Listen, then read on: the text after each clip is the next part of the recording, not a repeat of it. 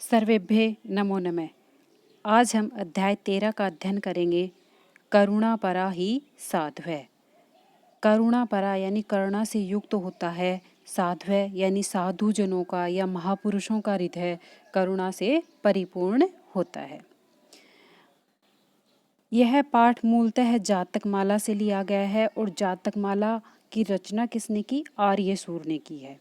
और जातकमाला में किसका वर्णन है? भगवान बुद्ध के पूर्व जन्मों के आख्यान है जातकमाला में, जिनमें इनका नाम सर्वत्र बोधिसत्व प्रसिद्ध है। प्रस्तुत पाठ में बताया गया है कि महात्मा लोगों का ऐश्वर्य व अधिकार संपन्नता तथा विपन्नता में भी उनकी जीवों के प्रति अनुकंपा को शिथिल नहीं करते। एक बार बोधिसत्व संयम, करुणा, परोपकार आदि गुणों से संपन्न देवताओं के राजा इंद्र हुए। उन्होंने विपत्ति में भी अपने स्वयं के जीवन की रक्षा की अपेक्षा गरुड़ पक्षी के बच्चों की रक्षा को अधिक महत्व दिया। महापुरुषों का हृदय करुणा से परिपूर्ण होता है, अतः हमें भी सभी जीवों पर करुणा करनी चाहिए, यानी दया करनी चाहिए। और इस अध्याय में हम उन्हीं इंद्र के बारे में पढ़ेंगे। एकदा बोधिसत्वः स्वपुण्य प्रभावात् दान संयम करुणा आदि भी गुणै अलंकृतः देवानाम अधिपः शक्रः अभवत्। अभवत् का मतलब हुए। यहाँ पे भू धातु और लंग लकार का रूप है। क्योंकि भूतकाल की क्रिया है, इसलिए अभवत् हुआ इसमें। एकदा एक बार बोधिसत्व स्वपुण्य प्रभावात् बोधिसत्व अपने पुण्य के प्रभाव से दान संयम करुणा आदि गुणों से अलंकृत देवानाम अधिपय देवताओं के राजा या स्वामी, अधिपय होता है स्वामी या राजा, देवानाम यानी देवताओं की, शक्र है यानी शक्र या इंद्र, अभवत यानी हुए। एक बार बोधिसत्व अपने पुण्य के प्रभाव से यानी अपने अच्छे कर्मों के प्रभाव से दान संयम करुणा आदि गुणों से अलंकृत होते हुए देवताओं के राजा इंद्र हुए। तस्य प्रासादे राजलक्ष्मी ससीन प्रभेव अधिकम अराजत। तस्य प्रसादे उनके महल में राजलक्ष्मी यानी लक्ष्मी ससीन प्रभेव क्या होता है कि चंद्रमा के प्रभाव से अधिकम अराजत अधिक सुशोभित होती है। अराजत यानी सुशोभित हुई, कि उनके प्रभाव से उनके यहाँ बहुत ही लक्ष्मी धन दौलत थी। नाना सुख भोग समन्विता अपि सा लक्ष्मी तस्य हृदयम दर्प मलिनम न अकरोत्। कि अनेक प्रकार के सुख भोग शामिल होने पर भी वह लक्ष्मी, सा लक्ष्मी यानी वह लक्ष्मी तस्य हृदयम किसके हृदय को? राजा इंद्र के हृदय को दर्प मलिनम घमंड से युक्त न अकरोत नहीं कर सकी। यानी जिसके पास धन दौलत ज़्यादा होती है, पैसे ज़्यादा होते हैं, तो वो तुरंत ही उसके दिमाग में घमंड पैदा हो जाता है। और हम ये बात जानते हैं कि जिसके पास ज़्यादा सामग्री धन दौलत ऐश्वर्य होता है उसमें अपने आप ही ये विचारों में मलिनता आने लगती है। लेकिन फिर भी उनके पास, इंद्र के पास अनेक प्रकार के नाना सुख भोग होने पर भी लक्ष्मी भी उसके हृदय को मलिन नहीं कर सकी। तस्य शक्रस्य सर्वलोकेषु व्याप्तां कीर्तिम अति अद्भुतां लक्ष्मीं च असह्यमाना दैत्यगणा ईर्ष्यालवः जाताः। तस्य शक्रस्य उस शक्र के यानी उस इंद्र के सर्वलोकेषु सभी लोकों में व्याप्ता व्याप्त कीर्तिम कीर्ति को अति अद्भुता अति प्लस अद्भुता अत्यधिक लक्ष्मी और लक्ष्मी को च असह्य माना दैत्यगणा अत्यधिक दैत्यगण भी ईर्ष्यालव जाता ईर्ष्यालु हो गए। ते वे द्विरथ रथ तुरग पदादि युक्तेन महता सैन्य बलेन एनम आक्रामन्तः। ते यानी वे कौन? दैत्यगण। दैत्यगण कौन? राक्षस। वे राक्षस द्विरथ, द्विरथ क्या होता है? हाथी। रथ अपने जो उनकी सेना होती है रथ घोड़ों के साथ, तुरग घोड़ा और पदादि पैदल, युक्तेन युक्त महता अत्यधिक सैन्य बलेन सैन्य बल के साथ एनम आक्रावंत उन पर आक्रमण कर दिया। किन पर आक्रमण कर दिया? इंद्र पर। और किसने कर दिया? दैत्यों की सेना ने यानी राक्षसों की सेना ने। तदाह शांति प्रियो अपि स सक्रः प्रजारक्षणाय युद्धाय तत्परो अभवत्। तदा यानी तब, शांति प्रिय होने पर भी, यानी उसको बहुत अधिक शांति प्रिय थी, वो युद्ध नहीं चाहता था, फिर भी स सक्रः वह राजा इंद्र प्रजा रक्षणाय प्रजा की रक्षा के लिए युद्धाय युद्ध करने के लिए तत्परो अभवत् तैयार हो गया। तत्परो यानी तैयार, अभवत् यानी हो गया। अथ स महासत्व विविधा युद्धैः सुसज्जितः स ध्वजं हेमरथम् अभिरुह्य महता हस्ति अश्व रथपदादि बलेन परिवर्तः असुर सैन्यम अभिअगच्छत्। अथ स उसके बाद वह महासत्व यानी महान योगी विविध युद्धैः सुसज्जितैः अनेक प्रकार के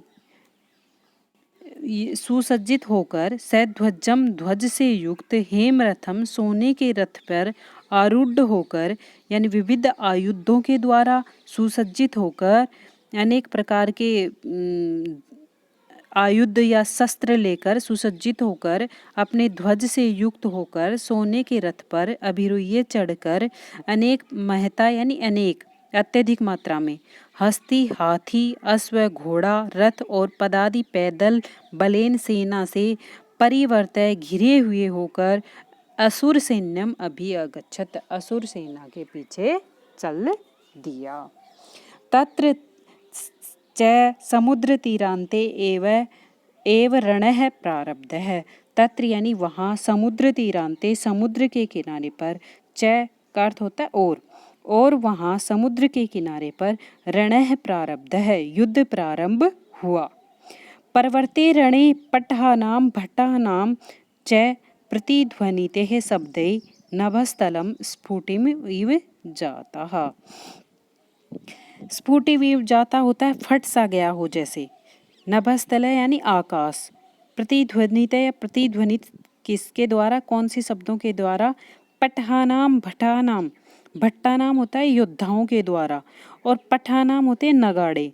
प्रवर्ते रणे यानी युद्ध शुरू हो जाने पर, युद्ध प्रारंभ हो जाने पर भट्ट लोग होते हैं वो नगाड़ों के द्वारा, या योद्धा लोग होते हैं वो नगाड़े बजा करके प्रतिध्वनि उत्पन्न करते हैं और उस प्रतिध्वनि से जैसे आकाश फट सा जाता है ऐसी ध्वनि उत्पन्न हुई।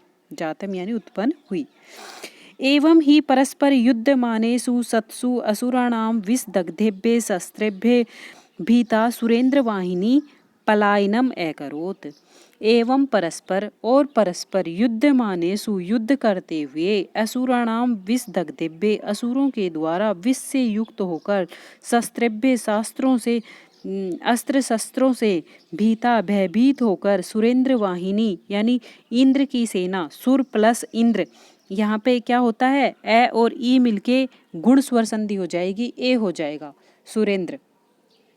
सुरेंद्र वाहिनी यानी इंद्र की सेना पलायनम अकरोत् यानी भाग खड़ी हुई यानी भागने लग गई। एकलह बोधिसत्वात्मकं मक सुरेंद्रः एव रथेन असुराणां बलम अवरुद्धे समरे अतिष्ठत्। केवल बोधिसत्व नामक सुरेंद्र यानी केवल कौन? इंद्र रथ पर आरूढ़ होकर असुरों के साथ युद्ध में स्थित था। ततः सारथी मातली अपसरणम एव इतः उचितम इति मत्वा देवेंद्रस्य सैन्द्रम न्यवर्तत यानी लौटा दिया। अपसरणम यानी यहाँ से चले जाना ही, सैन्द्रम यानी रथ को वहाँ से लौटाना ही अब ठीक है। देवेंद्रम देवताओं के राजा इंद्र को इति मत्वा ऐसा मानकर। उसके बाद उनके सारथी ने क्या कहा? ततः सारथी मातली, इंद्र का सारथी का नाम है मातली। तो मातली ने कहा कि हे भगवान अपसरणम एव इतः उचितम, यहाँ से हमें हट जाना ही, भाग जाना ही ठीक है। उचित यानी ठीक है, क्योंकि सारी सेना अपनी चली गई है इसलिए अपने को भी यहाँ से चलना ही उचित है। ऐसा मानकर देवताओं के राजा इंद्र के रथ को मोड़ दिया। न्यवर्तत यानी लौटा दिया या मोड़ दिया। सैन्दनन यानी रथ को। अथ यावद शक्रः अग्रे सरति तावत् स समुत्पततः रथस्य अग्रे आगतानि साल्मलीवृक्षे गरुडनिड्डानि पश्यति। अतः उसके बाद यावत तब तक शक्र अग्रे सरति आगे चलता है, तभी क्या देखता है, सरति यानी जाता है, जो ही वो आगे जाता है तावत तब तक वह समुत्पत्तः यानी उड़ते हुए, रथस्य अग्रे रथ के आगे, आगतानी आते हुए, साल्मली वृक्ष पर गरुड़ निड्डानी पश्यति यानी देखता है, गरुड़ के घोंसलों को देखता है, गरुड़ पक्षी है और उसके घोंसलों को देखता है। दृष्टवेव स करुणा परह मातलिम उवाच है, देखते हुए वह करुणा से युक्त मातली को बोला। अजात पक्षः पक्षी सावकः युक्ता एते खगालिया रथ वेगेन ते यथा अधः न पतेयु तथा मे रथम वाह्य।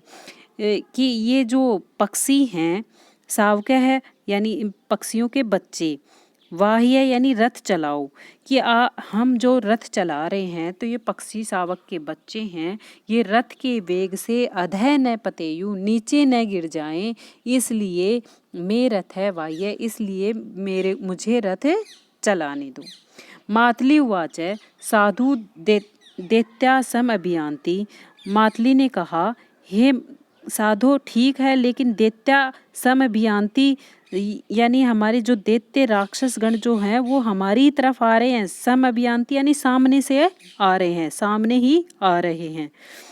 शक्रः उवाच, इंद्र बोलता है, ततः किम, तो फिर क्या, परिरक्ष सम्यक गरुड़ निड्डानी इति, हमें गरुड़ के इन घोंसलों की ठीक प्रकार से रक्षा करनी चाहिए। मातली पुनः उवाच, मातली ने फिर कहा, हे स्वामिन, अस्य रथस्य निवर्तनात् केवल पक्षिणाम शिवम भवेत। हे स्वामी, इस रथ को वापस मोड़ने से, निवर्तात यानी लौटा देने से या वापस जाने से, केवलम पक्षिणाम शिवम भवेत, केवल पक्षियों का ही कल्याण होगा, शिवम का मतलब कल्याण, भवेत यानी होगा। राक्षस वाहिनी तू अस्मान प्रति अभिधावती एवं है, लेकिन राक्षस वाहिनी सेना है, राक्षसों की जो सेना है वो हमारी ही तरफ दौड़कर आ रही है। अतः इदानीम तू पक्षी रक्षणा अपेक्षया आत्मरक्षणम एवं श्रेष्ठ है। मातृ बोलता है, इस समय तो, अतः इसलिए, इदानीम अब या इस समय, तू यानी तो, पक्षी रक्षा की अपेक्षा, इन पक्षियों की रक्षा की अपेक्षा आत्मरक्षण यानी खुद की रक्षा करना ही श्रेष्ठ यानी श्रेष्ठ काम है। अथ देवेंद्र शक्रः करुणाम आपन्नः सन उवाच है। उसके बाद देवताओं के राजा इंद्र ने करुणा से युक्त होकर कहा, उवाच का मतलब कहा, दैत्य राजेन सह मृत्युम एव वरम परम भय दीन मुखानि एतानि सत्वानि रथ वेगेन संचूर्णे मलिन यशसः मे जीवितम धिक। दैत्य राजेन सह, दैत्य राज के साथ, मृत्यु एव वरम परम, मृत्यु ही ठीक है, यानी दैत्य आ जाते हैं तो उनके साथ युद्ध करते हुए मृत्यु ही ठीक है, लेकिन भय दीन मुखानि एतानि सत्वानि, भय से युक्त इन, भय से युक्त मुख किसके हैं, उन पक्षियों के मुख से युक्त, रथ के वेग से, संचूर्ण मलिन यश, मारते हुए, मलिन यानी अपनी ये जो यश और कीर्ति है इसको मलिन करके रथ के वेग से इनको गिराकर जाना, जिंदा बचना, मैं जीवितम धिक, मुझे धिक्कार है। तदा मातली तथा इति उक्त्वा तुरग सहस्त्र युक्तम रथम निवर्तमान। उसके बाद मातली ने ऐसा कहकर हाथी, तुरग यानी घोड़े से युक्त सेना को वापस लौटा दिया। ततो असुराः पुरायान्तं तस्य देवेन्द्रस्य रथम विलोक्य तत्प्राक्रमस्य अतिशय संभावना भयाकुलाः प्रणतिम गताः। उसके बाद असुरों ने पुरायांतम सामने आते हुए, तस्य देवेंद्र से उस देवेंद्र की यानी इंद्र की, रथम विलोक्य रथ को देखकर, उसके पराक्रम की अतिशय संभावना देखकर, भय से आकुल होकर, प्रणतिम गताः वापस भाग गए। अनंतरम स हर्ष लज्जे देवे सत्क्रियमाणा जय श्रीता अलंकृत सक्रह सौपुरम आगच्छे। उसके बाद हर्ष से युक्त होकर देवताओं के द्वारा आदर सत्कार किए जाते हुए जयश्री से अलंकृत होकर शक्र इंद्र अपने पुर या अपने नगर में आ गए। तस्मात् उच्यते, इसलिए कहा भी गया है, पापम समाचरति वित्त घृणो जघन्ये प्राप्य पदम सघृणय एव तु मंदबुद्धि प्राणेत्य अपि तु न साधुजन स्ववर्ति वेलाम समुद्र इव लंघयति स्मृत है कि जो पाप में आचरण से युक्त होते हैं, जो हमेशा पाप से संबंधित कार्य करते रहते हैं, वो वित्त घृण सबसे घृणित व्यक्ति होते हैं। वो जघन्य अपराध करने वाले सबसे पापी व्यक्ति होते हैं। सघृण, लेकिन जो थोड़ी बहुत कल्याण करने के बारे में सोच लेते हैं, जो एवं तू मध्य प्राप्य पदम, पद प्राप्त करने के बाद एवं तू मध्य बुद्धि, वो मध्य बुद्धि वाले लोग होते हैं। और प्राणत्य अपि तू न साधु जन स्ववर्ती, और प्राणों के बारे में भी जो नहीं सोचते हैं, ऐसी वृत्ति किनकी बताई गई है? साधु जनों की, सज्जन लोगों की बताई गई है कि पापी कैसे होते हैं, मध्यम बुद्धि वाले लोग कैसे होते हैं, और साधु जन सज्जन लोग कैसे होते हैं। वेलाम समुद्र इव लंघयतुम स्मृते है, जिस प्रकार वो समुद्र को भी लांघने में समर्थ होते हैं। धन्यवाद है। जयतु संस्कृतम जयतु भारतम। आपको मेरा वीडियो अच्छा लगे तो इसे लाइक और सब्सक्राइब जरूर करना।